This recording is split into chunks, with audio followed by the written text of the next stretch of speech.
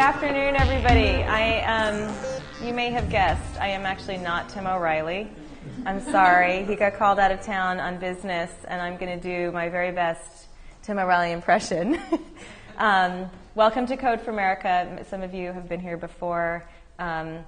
If not, you should know that we call ourselves a Peace Corps for Geeks, and we're a bunch of people who care about fixing government and about innovation. And so I think it's very appropriate that we have a guest here today that we're excited about, Bill Janeway. And Bill has written a new book, but he's also been sort of a guru for a number of people following this idea of the innovation economy and what it might mean. We're, of course, particularly interested here in how the state is an actor in this game, and we'll draw that out. But I just wanted to welcome Bill. Thank you. And if we could just get started, I think the benefit of having me instead of Tim, by the way, is that I am much less schooled on these topics. So I'll bring the conversation down to a level that is accessible for everybody here. But I thought it would be good to start by just having you talk a little bit about certainly the sort of key concept in the book, but I also, the book is really written as your story. And if you could just give everybody here a little bit of sense of your background coming out of academia and Wall Street. Sure. Delighted to, Jen. It's wonderful to be here. I myself have not visited Code for America except virtually, and it is a terrific mission and project, and I'm really very, very pleased to be here. And while Tim is not only here in spirit, much more importantly, he's here in print. If you hold up the book in front of you and look at the front cover, you will see that the contribution Tim made to this book is absolutely outstanding and highly visible. Shall I read the quote? Sure. Wise, insightful, and rich with both economic history and the personal stories of a brilliant investor. Right! So the first half of the book, in fact, is what you English majors will know as a Bildungsroman. It's how I learned how the innovation economy works. Having left academia, Cambridge University, where I did my doctorate in 1970, and where I had been so immersed in the economics of Keynes, for you guys who vaguely remember Eco 101, that I found it impossible, temperamentally and intellectually, to teach Keynesian economics. So I stumbled into Wall Street by not quite chance into a firm which was very distinctive in old Wall Street, where there were lots and lots of private partnerships, all subsidized by the New York Stock Exchange monopoly. This one was exclusively focused on the science-based industries, from chemicals in the 30s to pharmaceuticals in the 40s, electronics, and then on to computing by the time I got there in the early 1970s. And I got immersed in, most particularly in computing in the mid-late 70s, and evolved and helped the firm evolve from playing the role of an agent advising emerging companies and bringing capital to them into a principal, into a venture capitalist. Along the way,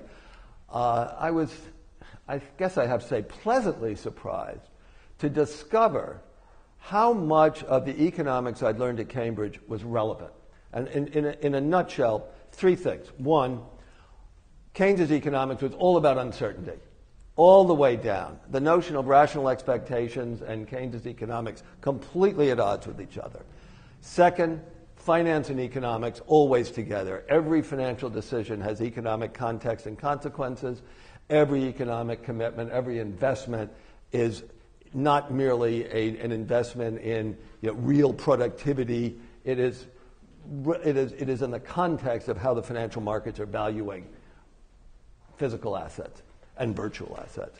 And then finally, the integration of that around the notion of a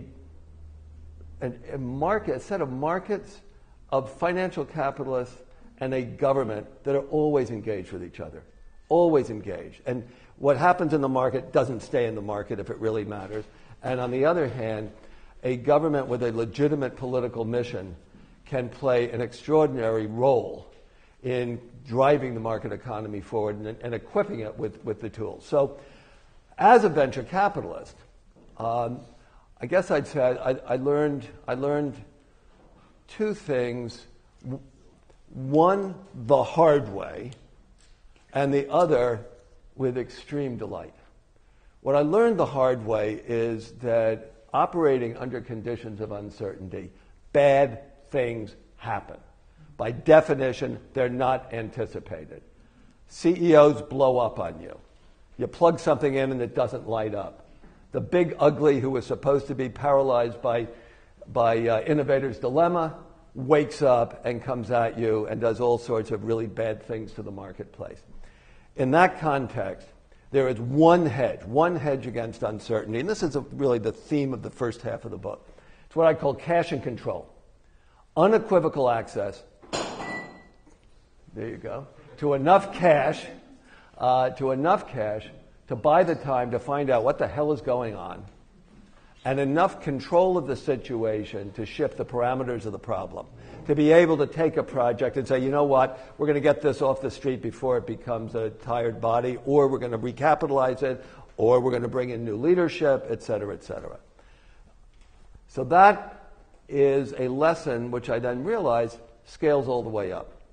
So if you think about all of the great tech companies today, from the last generation Microsoft to the current generation Google, for economists, they operate with such vast amounts of excess cash.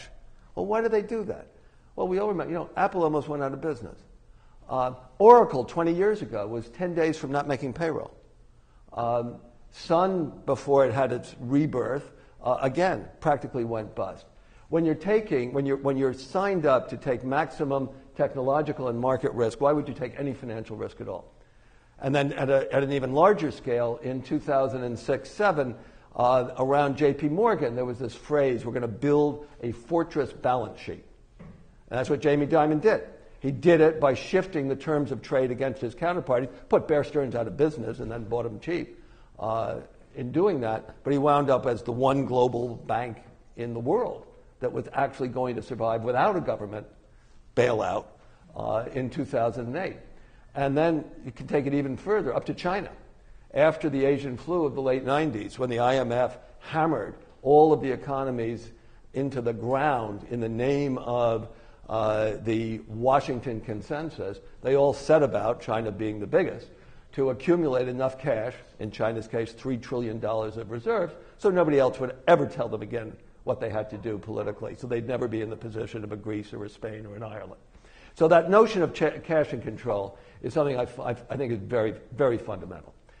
The second thing I learned, and this goes back to getting involved with computing, is that through the 80s and 90s, right through into the bubble, all of us, the venture guys and the entrepreneurs we were backing, were dancing on a platform that had been constructed for us by the federal government, and very specifically by the Department of Defense, by many different agencies of the Department of Defense. It was the platform of 25 years of massive investment in the upstream science and technology that enabled the digital revolution. And then secondarily, the NIH, beginning in the 70s, pouring money in to create the possibility of a biotech industry. Taking that seriously is one of the two major themes of the second half of the book. And that absent that, as demonstrated by the failed aspirations of those investing 10 years ago in nanotech or 10 days ago in clean tech, venture guys can't fund science. The time horizon, the only place where that has ever worked is biotech. It's a special exception. There are 2 pages in Chapter 4 on my take on the biotech exception, which I'm happy to go into, though I don't think that's the primary interest of those here. So that's one. But the second is the role of financial speculation, the role of bubbles. So I spent a dozen years from the late 80s through into 2000 building a portfolio of companies that were dedicated to assisting IBM from becoming the environment in which all commercial computing took place, which it still was in the mid-late 1980s, to being just another competitor. And I think collectively, a lot of us, a lot of companies still around like Cisco, et cetera, and Oracle, did that. And in 1998, we discovered we were being valued at prices that were bizarre, that could be observed previously. There's a nice little chart in there which shows the moment of realization for us at Warburg Pincus when our two great companies, Veritas Software and BEA Systems, when you took their stock charts and you put them against RCA in 1929, they were identical.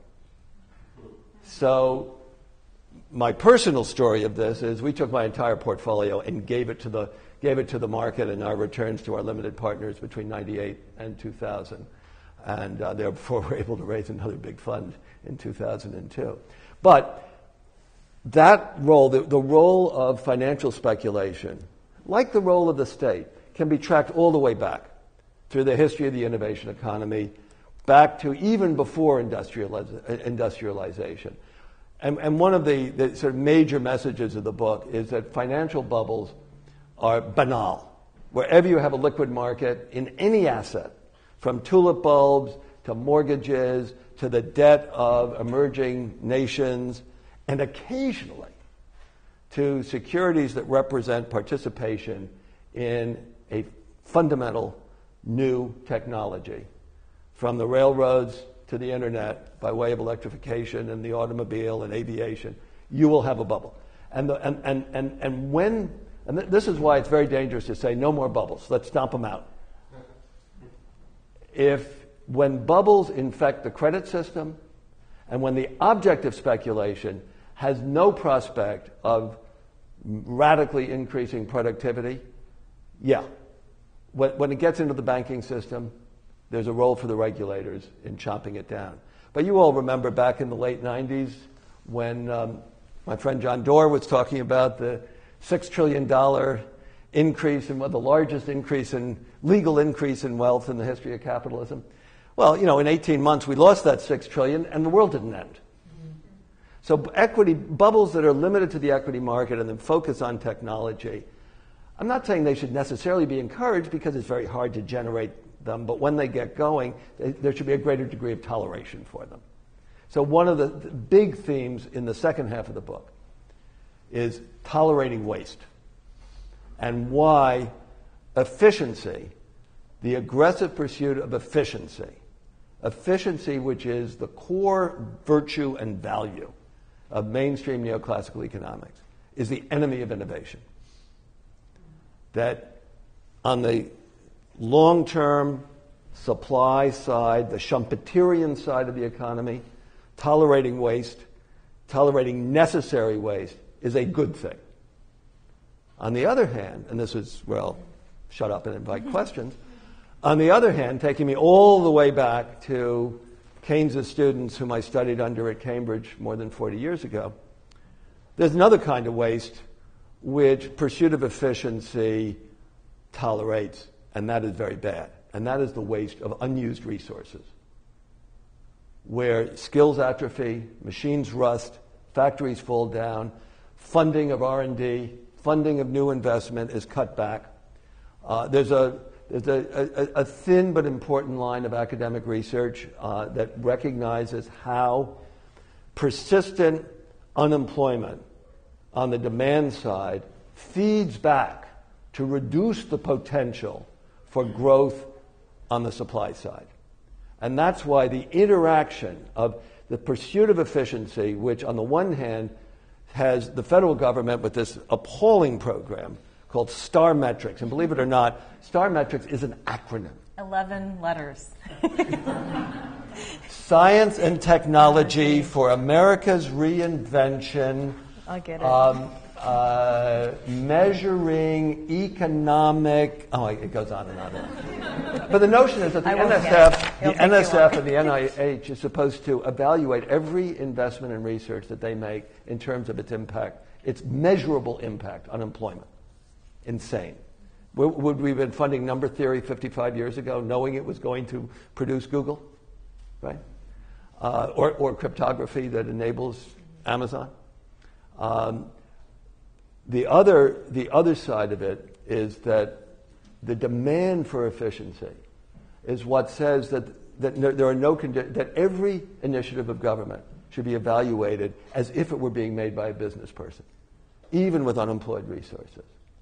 And that is what can freeze us into this period of the stalling of the innovation economy. And it's also why, historically, merely talking about market failure isn't enough. The need is for politically legitimate missions.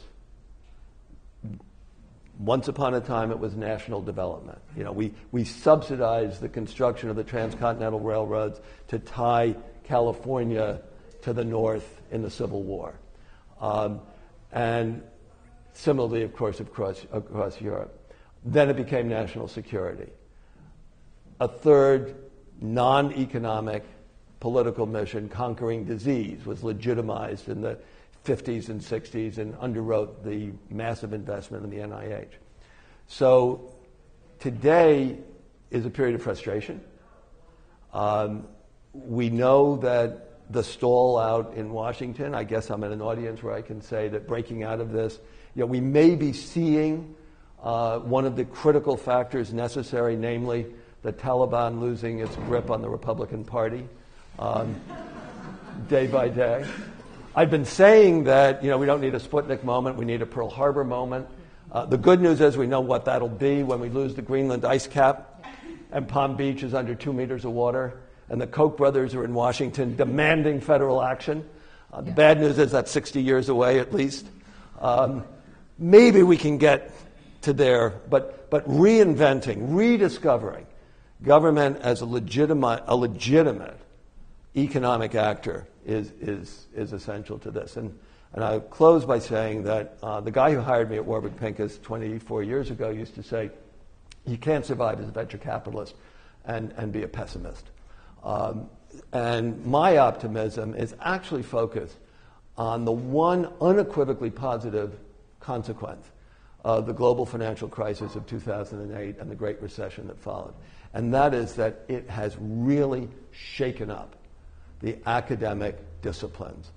Finance and economics are re-engaged with each other. They both have had the residual faith in efficient and complete markets and rational expectations radically undermined. And as a measure of that, before 2008, it would have been unthinkable that the main core economics faculties at Princeton and Cambridge would have invited me to teach. Absolutely unthinkable. So take that as an index. That's your optimism. Good stuff. Great. Good stuff happening.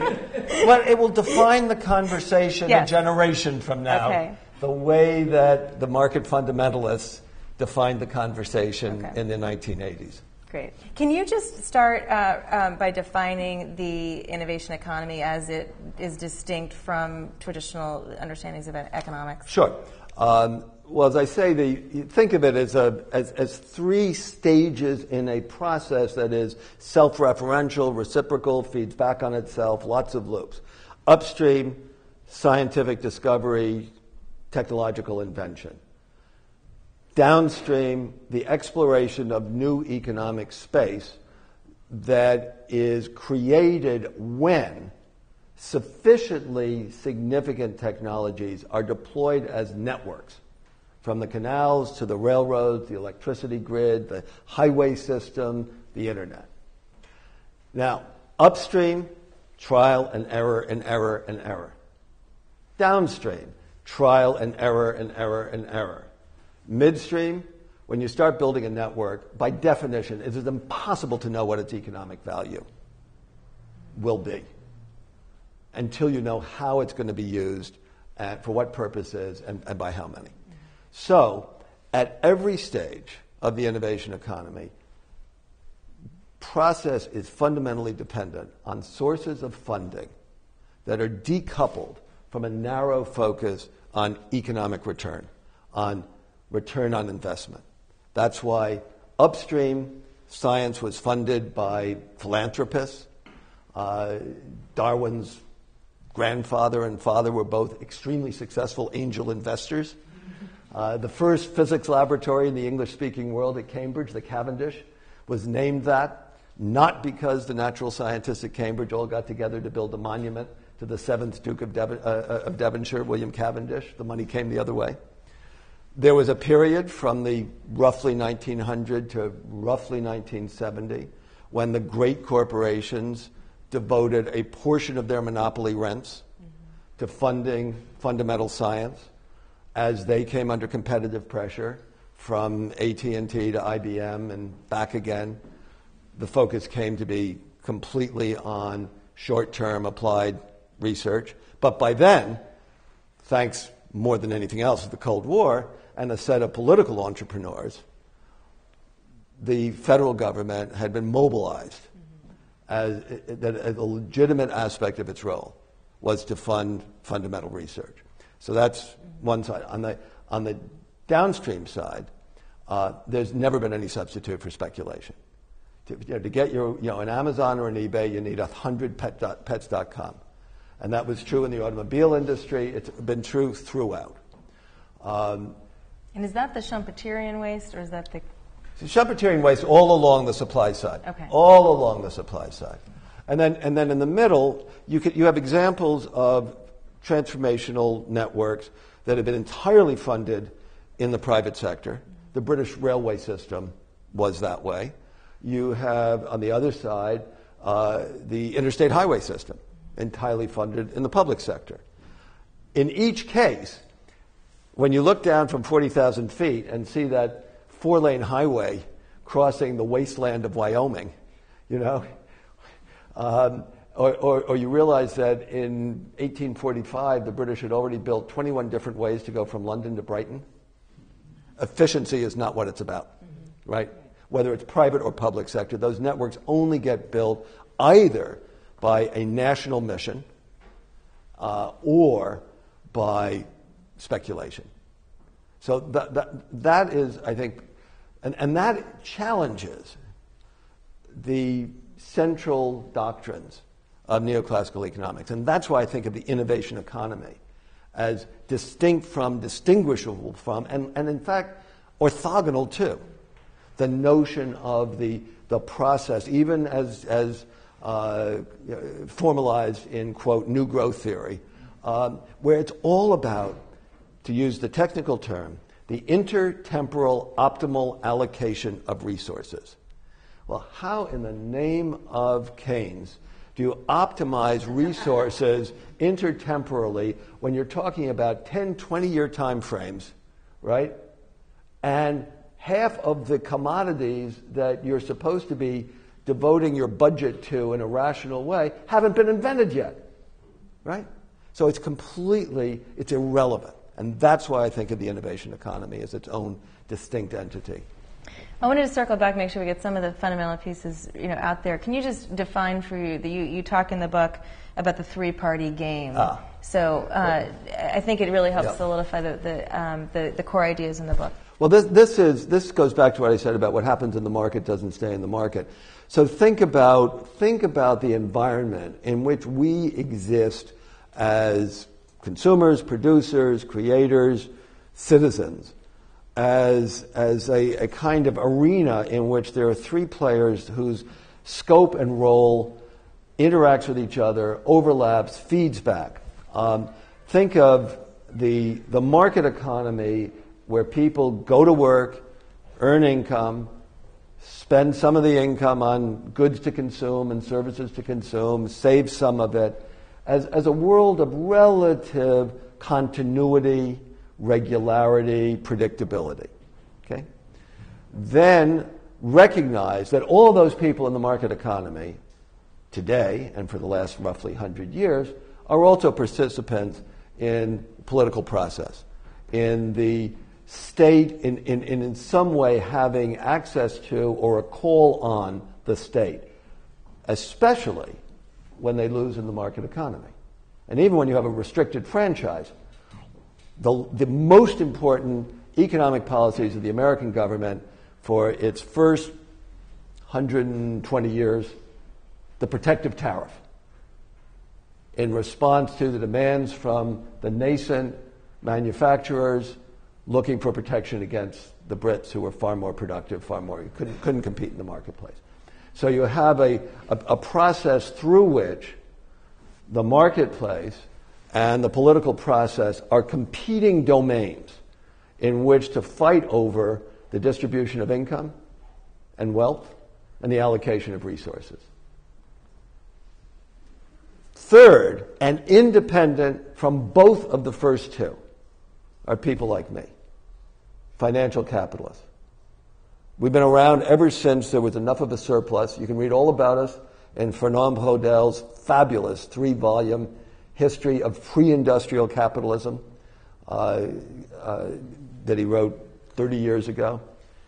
Financial capitalists exist and thrive and prosper by exploiting discontinuities in the market process, often, not always, driven by innovation, and discontinuities in the political process. And that is what I call the 3-player game. And appreciating that is a way of recognizing why there's sort of nothing new in the notion that you would have, the federal government building this platform for people like us, for venture capitalists and entrepreneurs, and on the other hand, financial speculators rewarding us absurdly, excessively, for getting it right with respect to this major discontinuity in the market economy created by IT. Right? So that's a sort of inframing theme of the whole book. So what's the next bubble? I know it's an unfair question. And again, how should we be thinking about that, especially in our sort of fragile economic state? So I'll go back and sort of extend a little bit what I said before. As I said, first, bubbles are banal. Wherever there's a liquid financial market, a liquid market in any asset, it may not be financial. Tulip bulbs weren't financial, although they had derivatives written on them, by the way. There will be a bubble. And investors always have to be asking themselves, how long can I afford to be wrong? Mm-hmm. Because if you're wrong long enough, they're going to take away the money that you have to invest, right? And consequently, herding behavior is endemic to the financial markets. And the more mature they are, the more they're intermediated, the more there are professional money managers, the greater the propensity for herding behavior. So there will be bubbles. Mm-hmm. There will be blood, there will be bubbles. Second, a new movie by the Coen brothers. But second, it really matters. Think of a little two-dimensional matrix. Along here is the locus. Is it only in the stock market, or is it spilled over into the credit system, into the banking and even the shadow banking system? And second, what's the object? Is it productivity enhancing, or is it beach houses in the Nevada desert? And to the extent that it's infecting the credit system and the object is clearly non-productivity enhancing, the Federal Reserve can take away the punch bowl. Just as a former chairman, a pre-Bernanke, pre-Greenspan chairman used to say, that the job of the Federal Reserve is to take away the punch bowl when the party really gets going. And it always has the ability to do that. Where will the next one be? It ought to be clean tech, green tech. It ought to be. It's, on the one hand, the process of deleveraging, which took place very rapidly in the corporate world. In the household part of the economy, we went from negative savings, 3% dis-savings, to 7% savings rate. That's why and that's why, by the way, if you hadn't had the federal government going into massive deficit to offset that, we would have had 20% unemployment. We would have been back in the world of the 30s. So the challenge, I think, which is a question you haven't yet asked, the challenge is, as you began by saying, Jen, this financial crisis inducing the state, the Treasury, and the central bank to save the bankers from themselves in order to protect the market economy is a classic example of the three-player game in action. But in doing this, it projected us into a new world. Despite everything you've been told, this time is different. In 1933, 31, 32, 33, federal government stood by. The banking system collapsed. we had 25 to 30% unemployment. Now, with 30%, 25% unemployment, you get Glass-Steagall. With a lousy 10% unemployment, you only get Dodd-Frank. But think about it. The recipe. The radical, so you have to be careful. You say, I really want Glass-Steagall. Are you implicitly hoping for 25% unemployment? No. But you that's should define Glass-Steagall just for the non-AA. Oh, Glass-Steagall was separate investment banking from commercial banking. It was one of the regulatory responses, along with deposit insurance, to the catastrophe of 1932-33, when we did have the official number is 25% unemployment. Nobody will ever know how much unemployment there was. It was talk about open data. Right. The data wasn't there to be open. Today, we have this ongoing, what I think of it is, in the corporate world, in the investment world, this is what we call a workout. It's better than a liquidation, but it's painful and it's slow. And while it's going on, we should not expect another bubble.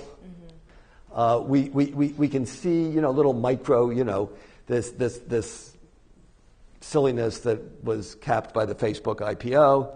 Mm-hmm. It was kind of limited in scale and scope, and clearly with Zynga and Groupon down 80%, it's over. We should not expect another bubble. But when we get one, what we need it to be is focused on clean tech, green tech. But we have, as I say, we have to build that platform. It hasn't been built yet, and it's not going to be built by venture capitalists. Looking forward to that bubble. So can you just contrast your investment philosophy with what you see out here, and take that at the further step, and just what would you ask the people who are sort of immersed in this culture to think about that you have to offer? Okay.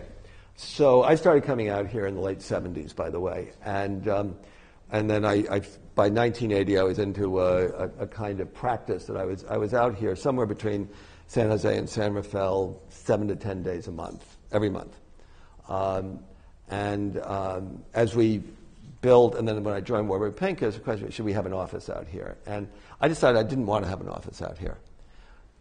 You remember Butch Cassidy and the Sundance Kid? Okay. You remember when they're up on the bluff, they're on the run, and they look back across this endless plain, there's this little cloud of dust.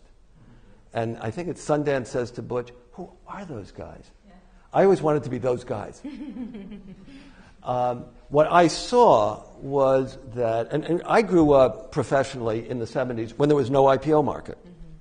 Mm-hmm. To build a business, you had to get the positive cash flow from operations. In fact, the guy there's a guy who I refer to as a mentor in the book, very complicated and somewhat controversial guy, who used to have pillows made up, throw pillows, which he'd give people, he'd give his entrepreneurs, said corporate happiness is positive cash flow.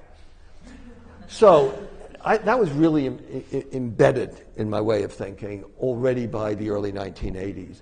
And what I saw out here, and what I originally saw at Route 128, was that the canonical venture model was to find to identify where there was a technological opportunity to introduce a new product or service increasingly, to back a project and to fund it in a series of rounds where the first round, we used to say, you plug it in, does it light up? Yes. We do a second round and we say, we have 2 customers, 3 customers who will raise their hands and say, I paid real money for this, it works, I'll buy more. Then we do another round. And you hope that the project becomes a product and the product gets enough legs to begin to become a business. And oh, by the way, beginning in 1982, you can assume that once you get to that stage, you can start thinking about an IPO. The typical IPO in the 1980s was $10 million in total capital raised. In those dollars, 20, 25 million today. It was for a company that had revenues of 20 to 30 million, say 40 to 50 million today. And that was the default option. Now, I was sufficiently scarred that what I want to do is the other way around. Mm-hmm. So let's start with markets.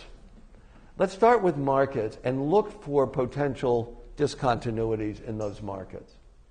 And then let's work our way back to what are the components of a business that can exploit that discontinuity. And this went with a notion that of all those projects, plus all those companies that were looking at new technology but were scared of cannibalizing themselves, et cetera, one of the mantras I evolved by the mid-'80s was there's always more technology than anybody knows what to do with. The scarce resource, the really scarce resource, are entrepreneurial executives who have built or set about building businesses to address new market opportunities. And if you can connect with those guys, and you have, and this is why joining Warburg Pincus worked out to being very essential, that you need to have capital. Mm-hmm. And that's why we developed a model for investing that we began with in the early 1990s. And Warburg Pincus has now deployed this from IT to medical devices and enormously in the world of energy. What we call line of equity financing. It's the opposite of the standard venture model. Sit down with the entrepreneur, your entrepreneurial partners at day one. Now, it really helps if they've been through a failed startup or a near-death experience in a real company, because then they appreciate what access to capital means, right? And at that point, you do a rule of thumb, a heuristic on what do we need to get to positive cash flow, knowing that from day one, we're probably going to be buying stuff as well as building stuff. In the case of what became half of Veritas Software, it was $25 million. That was a lot of money in '92. BEA was $50 million. My energy partners have done lines of equity at $400 million. You price that out up front. If you take it all down, you, the founders, will own X, will own Y, will both be diluted by the talent that comes on board or that we acquire, and you set about building the business. Bingo. The stuff that I did that really worked could never have been done in a standard venture capital model. Now, I'm a little surprised, I have to say, given the bifurcation of the venture capital world between the, let's say, the seed, alpha, A-round oriented players, and that, by the way, really works in anything to do with where, offering a new service on the internet with open source tools. It's really cheap. You can really get something going very quickly. But on the other hand, the guys who are now running billion-dollar-plus funds, why they haven't sort of rediscovered that line of equity approach. Mm-hmm. It does still seem to be very antithetical to the model out here. Mm-hmm. So I'm not recommending you all that you all start. By the way, it's very hard. It's very challenging because you're not going to be. You're going to have to be second-guessing yourself all the way through, because you're not going to be doing a market test on whether you can bring third-party money in at a higher valuation. But when it works, it's spectacular, and there's no other way to do that kind of investing.